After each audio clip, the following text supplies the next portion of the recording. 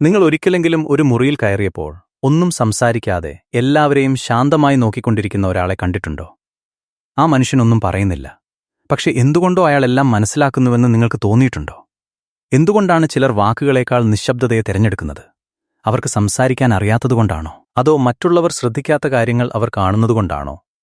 ഒരു കൂട്ടായ്മയിൽ എല്ലാവരും സംസാരിക്കുമ്പോൾ ഒരാൾ മാത്രം നിശ്ശബ്ദനായിരിക്കും. പലരും ഉടനെ ഒരു വിധി എഴുതും.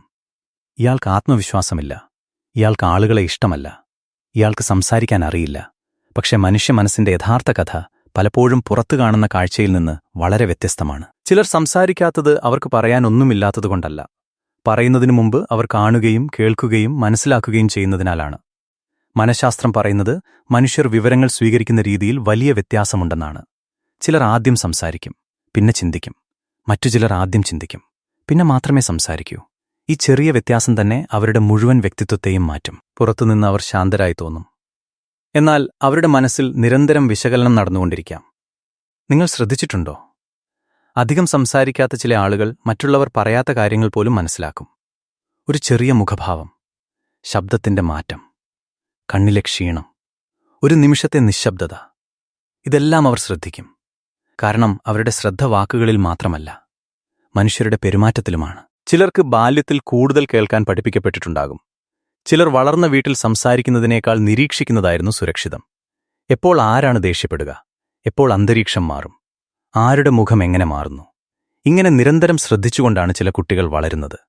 പിന്നീട് അതേ ശീലം അവരുടെ വ്യക്തിത്വത്തിന്റെ ഭാഗമാകും. അവർ സ്വാഭാവികമായി കൂടുതൽ നിരീക്ഷിക്കുന്നവരായി മാറും. എന്നാൽ എല്ലാ നിശ്ശബ്ദതയും ഒരേ കാരണത്താൽ ഉണ്ടാകുന്നതല്ല. ചിലരുടെ മൗനം ആത്മവിശ്വാസത്തിന്റെ അടയാളമാണ്. മറ്റു ചിലരുടെ മൗനം ഭയത്തിന്റെ ഫലമായിരിക്കും. വ്യത്യാസം പുറത്തുനിന്ന് തിരിച്ചറിയാൻ എളുപ്പമല്ല. അതുകൊണ്ടാണ് ഒരാളെ വാക്കുകളുടെ എണ്ണം ഉപയോഗിച്ച് വിലയിരുത്താൻ കഴിയാത്തത്. ഒരേ നിശ്ശബ്ദതയ്ക്ക് പിന്നിൽ രണ്ട് വ്യത്യസ്ത കഥകൾ ഒളിഞ്ഞിരിക്കാം. ചില ആളുകൾക്ക് സംസാരിക്കുന്നതിനേക്കാൾ കേൾക്കുമ്പോഴാണ് കൂടുതൽ പഠിക്കാൻ കഴിയുന്നത്. അവർ ഓരോ സംഭാഷണത്തെയും ഒരു വിവരശേഖരണമായി കാണും. ആരാണ് എന്തു പറയുന്നത്, ആരാണ് എങ്ങനെ പ്രതികരിക്കുന്നത്, ആരുടെ വാക്കുകളും പ്രവൃത്തിയും തമ്മിൽ പൊരുത്തമില്ല. ഈ ചെറിയ വിവരങ്ങളെല്ലാം അവരുടെ മനസ്സ് ശേഖരിച്ചുകൊണ്ടിരിക്കും. അതുകൊണ്ടാണ് അവർ പലപ്പോഴും മറ്റുള്ളവരെക്കാൾ കൃത്യമായി ആളുകളെ വിലയിരുത്തുന്നത്. ഒരു രസകരമായ കാര്യം നിങ്ങൾ ശ്രദ്ധിച്ചിട്ടുണ്ടാകാം. കൂടുതൽ സംസാരിക്കുന്നവർ ചിലപ്പോൾ സ്വന്തം രഹസ്യങ്ങളും അബദ്ധത്തിൽ പുറത്തു പറയും. എന്നാൽ കൂടുതൽ നിരീക്ഷിക്കുന്നവർ സ്വന്തം മനസ്സ് എളുപ്പത്തിൽ തുറക്കാറില്ല. അതുകൊണ്ട് അവർ കൂടുതൽ ദുരൂഹരായി തോന്നും. മനുഷ്യന് മനസ്സിലാകാത്ത കാര്യങ്ങളോട് സ്വാഭാവികമായ കൗതുകമുണ്ട്. അതുകൊണ്ടാണ് നിശ്ശബ്ദരായ ആളുകൾ പലപ്പോഴും മറ്റുള്ളവരുടെ ശ്രദ്ധ പിടിച്ചുപറ്റുന്നത്. സാമൂഹിക ജീവിതത്തിൽ ഒരു തെറ്റിദ്ധാരണയുണ്ട്. കൂടുതൽ സംസാരിക്കുന്നവരാണ് കൂടുതൽ ബുദ്ധിമാനെന്ന് പലരും കരുതുന്നു. പക്ഷേ ചരിത്രം നോക്കിയാൽ വലിയ തീരുമാനങ്ങളെടുത്ത പലരും ആദ്യം കൂടുതൽ കേട്ടവരായിരുന്നു. കാരണം ഒരു തീരുമാനമെടുക്കുന്നതിനു മുമ്പ് വിവരങ്ങൾ ശേഖരിക്കേണ്ടത് ആവശ്യമാണ്. നിരീക്ഷണം പലപ്പോഴും അറിവിന്റെ ആദ്യപടിയാണ്. മനഃശാസ്ത്രത്തിൽ ആക്റ്റീവ് ലിസണിംഗ് എന്നൊരു ആശയമുണ്ട്. യഥാർത്ഥത്തിൽ കേൾക്കുക എന്നത് ശബ്ദം മാത്രം കേൾക്കുന്നതല്ല, വികാരങ്ങളും ഉദ്ദേശ്യങ്ങളും മനസ്സിലാക്കാനുള്ള ശ്രമമാണ്. ചിലർ സ്വാഭാവികമായി ഇങ്ങനെ കേൾക്കുന്നവരാണ്. അതുകൊണ്ടാണ് ആളുകൾ അറിയാതെ അവരുടെ മുന്നിൽ മനസ്സ് തുറക്കുന്നത്. കാരണം മനുഷ്യന് ഏറ്റവും വലിയ സമ്മാനം ഉപദേശമല്ല, യഥാർത്ഥ ശ്രദ്ധയാണ്. ചിലർ നിശ്ശബ്ദരായിരിക്കുന്നത് അവർക്ക് വാക്കുകളുടെ വില അറിയാവുന്നതുകൊണ്ടാണ്. ഒരിക്കൽ പറഞ്ഞ വാക്ക് തിരികെ വാങ്ങാൻ കഴിയില്ല. അതുകൊണ്ട് അവർ ഓരോ വാചകവും സൂക്ഷിച്ചു തിരഞ്ഞെടുക്കും. പുറത്തുനിന്ന് അത് മന്ദഗതിയായി തോന്നാം, എന്നാൽ അവരുടെ മനസ്സിൽ അത് ഉത്തരവാദിത്തത്തിന്റെ ഭാഗമാണ്. മണി സൈക്കോളജിയിലും ഇതിന് സമാനമായ ഒരു തത്വമുണ്ട്. മികച്ച നിക്ഷേപകർ പലപ്പോഴും വിപണിയെ കൂടുതൽ നിരീക്ഷിക്കുന്നവരാണ്. എല്ലാ ചലനങ്ങൾക്കും ഉടൻ പ്രതികരിക്കാറില്ല. അവർ കാത്തിരിക്കും, വിവരങ്ങൾ ശേഖരിക്കും, പിന്നെ തീരുമാനമെടുക്കും. മനുഷ്യബന്ധങ്ങളിലും ചിലർ ഇതേ രീതിയാണ് പിന്തുടരുന്നത്. ആദ്യം ആളുകളെ മനസ്സിലാക്കും, പിന്നെ മാത്രമേ സ്വന്തം മനസ്സ് തുറക്കൂ. ഇന്നത്തെ ലോകം വേഗത്തിൽ പ്രതികരിക്കുന്നവരെ പ്രോത്സാഹിപ്പിക്കുന്നു. ഉടൻ അഭിപ്രായം പറയണം, ഉടൻ മറുപടി നൽകണം, ഉടൻ പ്രതികരിക്കണം. എന്നാൽ നിരീക്ഷിക്കുന്നവർ ഈ വേഗതയിൽ പലപ്പോഴും അസ്വസ്ഥരാകും. കാരണം അവർക്ക് ചിന്തിക്കാനുള്ള സമയം ആവശ്യമാണ്. അതുകൊണ്ട് അവരുടെ മൗനം ചിലപ്പോൾ തെറ്റായി വ്യാഖ്യാനിക്കപ്പെടും. നിങ്ങൾ ഒരിക്കലെങ്കിലും ശ്രദ്ധിച്ചിട്ടുണ്ടോ? ഒരു കൂട്ടത്തിൽ എല്ലാവരും ചിരിച്ചുകൊണ്ടിരിക്കുമ്പോൾ ഒരു നിശ്ശബ്ദനായ മനുഷ്യൻ മാത്രം മറ്റൊരു കാര്യമാണ് ശ്രദ്ധിക്കുന്നത്. ആരോ ഒരാൾ ഒറ്റപ്പെട്ടിരിക്കുന്നതാകാം, ആരുടെയോ കണ്ണുകളിൽ ദുഃഖം കാണുന്നതാകാം. കാരണം കൂടുതൽ നിരീക്ഷിക്കുന്നവർ പലപ്പോഴും പുറത്തു കാണാത്ത വികാരങ്ങളും തിരിച്ചറിയാൻ ശ്രമിക്കും.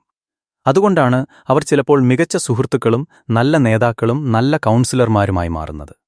ചില ആത്മീയ പാരമ്പര്യങ്ങൾ പറയുന്നത് യഥാർത്ഥ അറിവ് പലപ്പോഴും നിശ്ശബ്ദതയിൽ നിന്നാണ് വളരുന്നതെന്ന്. ഇത് ശാസ്ത്രീയമായി തെളിയിക്കപ്പെട്ട വസ്തുതയല്ല. എന്നാൽ ധ്യാനവും നിശ്ശബ്ദ നിരീക്ഷണവും പരിശീലിക്കുന്ന പലരും സ്വന്തം ചിന്തകളെ കൂടുതൽ വ്യക്തമായി കാണാൻ കഴിയുന്നതായി വിവരിക്കാറുണ്ട്. പുറത്തുള്ള ശബ്ദം കുറയുമ്പോൾ ഉള്ളിലെ ശബ്ദം കൂടുതൽ വ്യക്തമായി കേൾക്കാൻ തുടങ്ങുമെന്നാണ് അവരുടെ അനുഭവം.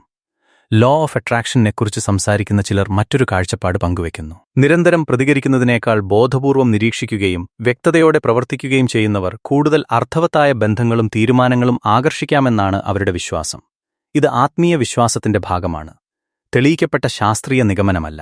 എന്നാൽ ആലോചിച്ച് പ്രതികരിക്കുന്ന ശീലം ബന്ധങ്ങളുടെ ഗുണനിലവാരം മെച്ചപ്പെടുത്തുമെന്ന് മനഃശാസ്ത്രം സൂചിപ്പിക്കുന്നു. എന്നാൽ ഒരു പ്രധാന സത്യം കൂടിയുണ്ട്.